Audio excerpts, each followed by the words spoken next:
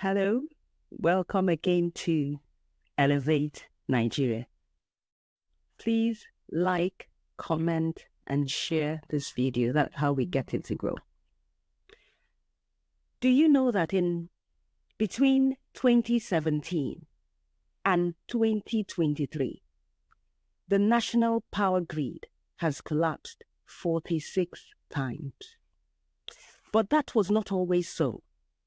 NEPA was created in 1972. And why was NEPA created? To unify all the regional electricity supplies so that it could be supplied nationally.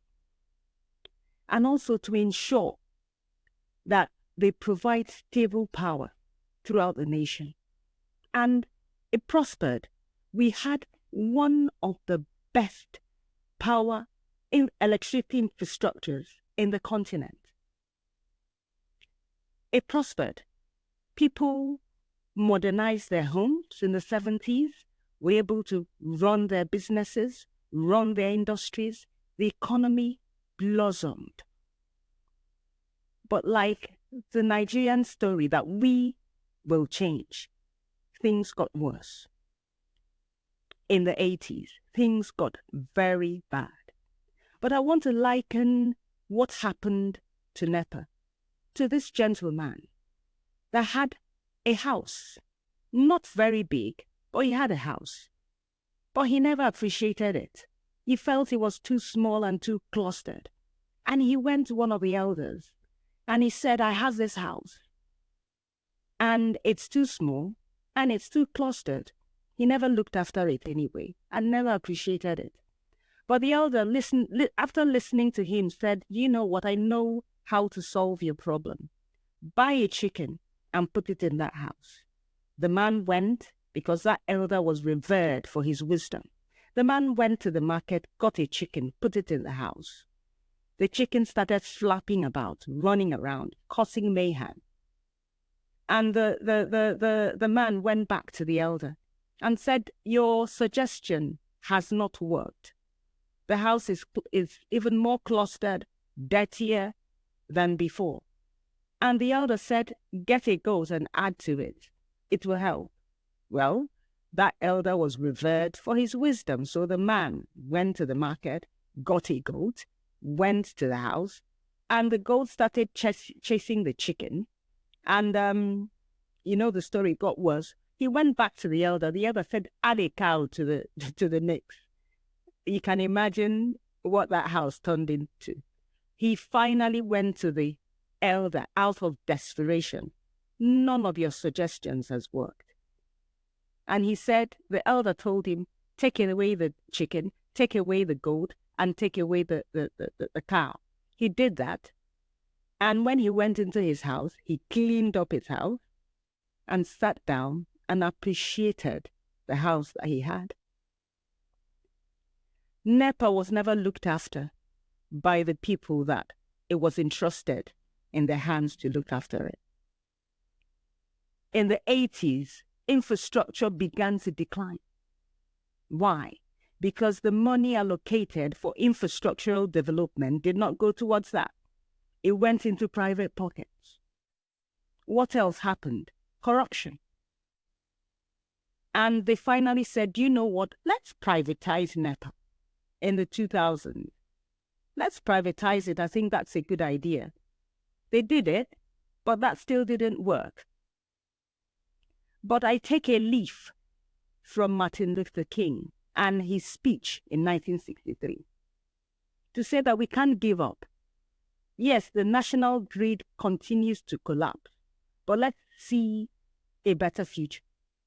By the time Martin Luther King gave this speech in 1963, the racism against African Americans was at its highest. But Martin Luther King chose to see a better future. And some highlights of that speech said that he sees a future where young black boys and girls would hold hands together with white boys and girls. He saw a future where Black Africans would not be judged based on the color of their skin, but based on their character. And we know what happened. Obama became the president of America. He had a dream and he foresaw a future where, the lives of people, the liberties and their happiness will be appreciated, especially for those of Black American descent. And we know about the Civil Rights Act in 1964 and the Voting Rights Act as well in 1965. America has changed tremendously from the speech that was given by Martin Luther King in 1963. If he is alive today, he will not recognize America. Yes, are there still issues with inequality in America? Yes, there are. But you can't compare the America where he gave that speech in to today's America. So I foresee a future in Nigeria and also a future in the power sector where there will be affordable power supply, that every Nigerian will be able to afford power, will have electricity in their homes. I foresee a Nigeria where the people in the remote villages in Nigeria will have electricity. It will not be, a thing to be celebrated. It will be normal. I foresee a future where power supply will be stable, where people will not need to do night vigil and pray to have power. Pray when they have an interview the next day for power supply to be available, where generators will become a thing of the past, where when you ask children, do you know what a generator is? They will have to scratch their heads to think, because children in this country don't know what generator is. Electricity is stable. It's stable. It's not something you need to pray for, ask for. It's affordable. So that's the Nigeria I foresee.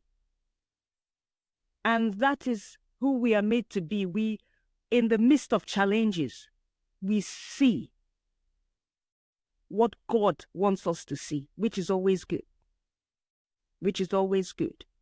Even in the midst of challenges. So that's what I see for the power sector in Nigeria. So let's continue to elevate Nigeria in our thoughts, in our words, and in our actions. And definitely we will see one of the greatest countries to live in. See you next time.